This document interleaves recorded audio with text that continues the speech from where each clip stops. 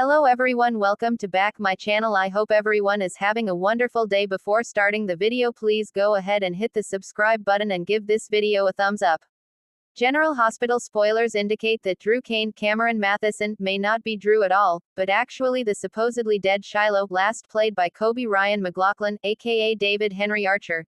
Something happened in prison when Drew was doing time for insider trading to protect Carly Spencer, Laura Wright.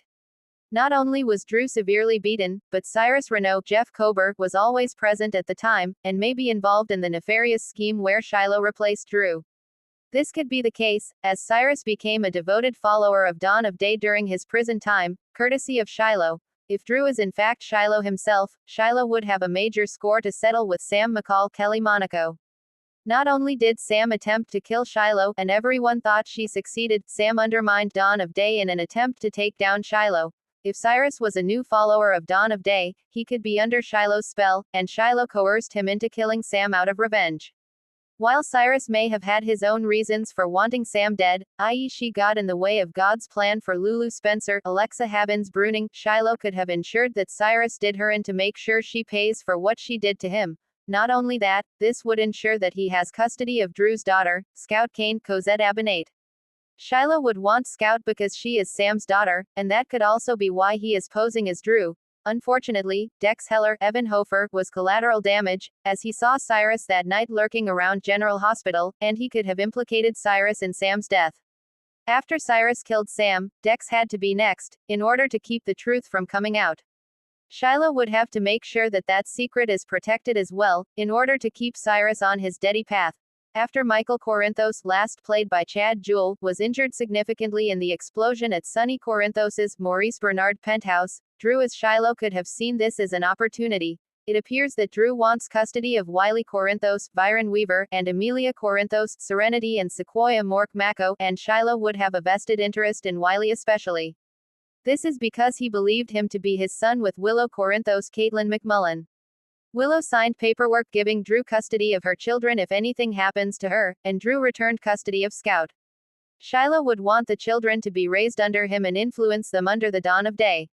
Shiloh would have to get Michael out of the way first to ensure that he gets custody of Wiley, and he coaxed Cyrus to go to the hospital and make sure that Michael dies from a digitalis injection. The plans went awry, and Michael is still alive. That doesn't mean that Shiloh won't strike again, as he seems to be determined to ensure that he has custody of Wiley, Amelia and Scout. Cyrus was under Shiloh's thumb the entire time, and no one even knew it. Port Charles is no stranger to shocking revelations, but nothing could prepare the town, or its residents, for this latest bombshell. In a stunning turn of events that will leave jaws dropped and alliances shattered, a dark connection between Drew Kane and Cyrus Renaud has surfaced. And at the center of it all, a long-forgotten programming scheme, a twisted form of mind control, and the legacy of Shiloh Archer. The revelation that changes everything. The week begins with Anna Devane receiving an encrypted file from an anonymous source. At first, it seems like another layer to the Pikeman mystery, but as she decrypts it with the help of Spinelli, what she finds is far more disturbing. The file contains old military experimental documents tied to the original memory mapping project, the one that transferred memories between Drew Kane and others. And embedded within the data is a specific designation, Subject X071 Cyrus Renaud. Anna confronts Drew, who's just starting to piece together lost fragments from his time with Helena Cassadine. Still recovering from his prison trauma and reeling from recent events, Drew insists he doesn't remember any involvement with Cyrus or any secret missions involving him. But then the dreams begin. Drew's flashbacks, Shiloh returns. Haunted by vivid nightmares, Drew starts remembering conversations he had while under Helena's control, not as himself, but as Shiloh Archer.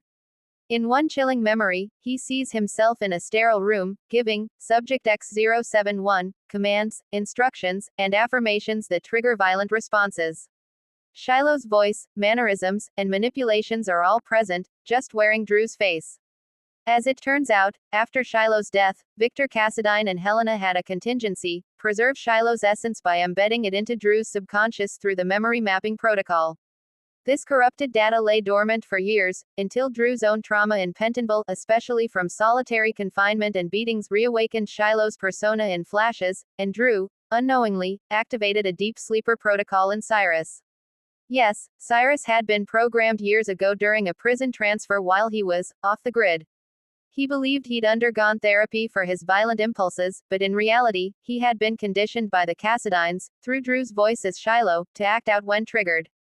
The killing spree, revisited through a new lens. The timeline suddenly makes chilling sense. Cyrus, most brutal crimes, the mysterious deaths of mid-level cartel players, rival mobsters, and even that one nurse at GH, weren't just random or about power. They happened shortly after Drew returned from captivity. His very presence reactivated a deep trigger in Cyrus. The phrases, mannerisms, even Drew's stare, all matched what Cyrus remembered from his programming sessions. And when Drew tried to help Cyrus find God during a prison visit last year, that wasn't spiritual guidance. That was a trigger code Shiloh embedded long ago. Cyrus, renewed violence wasn't a choice.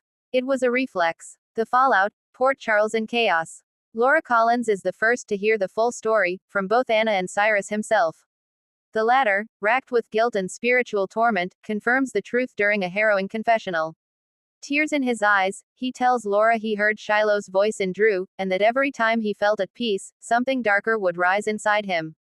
He had no idea he was a ticking time bomb. Laura is shaken. Not only has her brother been manipulated again, but she now realizes the bloodshed he caused wasn't entirely his own. This opens a painful ethical question: is Cyrus fully responsible? Or was he a victim of Cassadine experimentation and Drew's unknowing influence? Meanwhile, Sam McCall is furious when she learns the truth.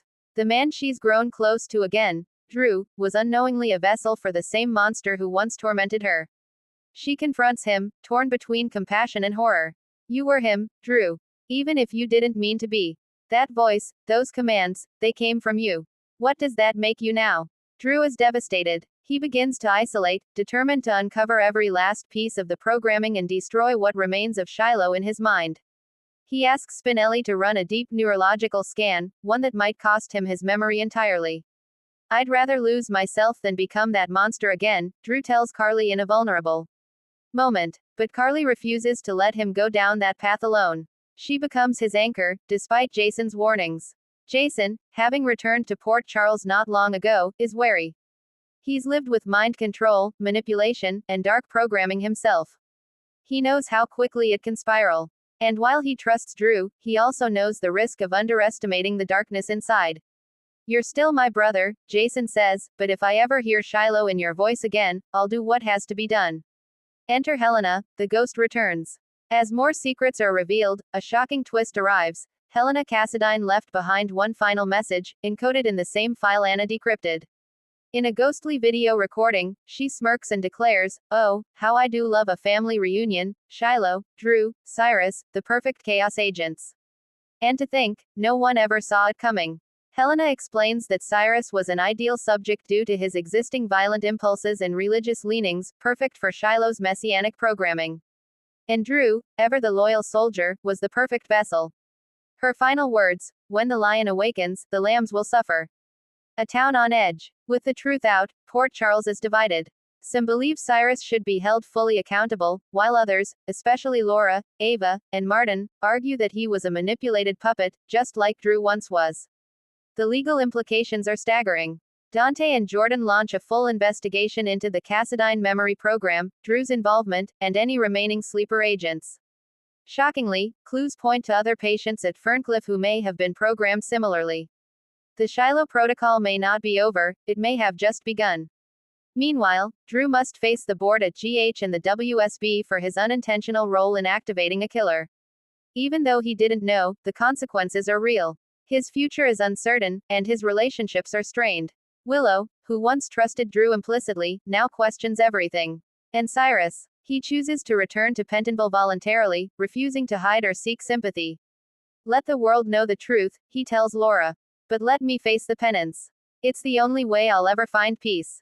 Coming up, a new mysterious figure arrives in Port Charles, an ex-WSB scientist who helped design the Shiloh program and may have deeper ties to Drew. Carly receives a threatening message: you were supposed to keep him contained. Jason investigates a lead that suggests he may have a memory trigger of his own, one that ties back to Cassadine Island. Anna discovers that Helena's video wasn't the last, there's another set to auto-send, on a date that's fast approaching. Laura makes a heartbreaking choice about her brother's future, one that could destroy her family again. One thing's for sure, nothing will ever be the same again in Port Charles. The ghosts of Shiloh, Helena, and the Cassadines are alive and well, and their legacy still threatens everyone who ever dared to defy them.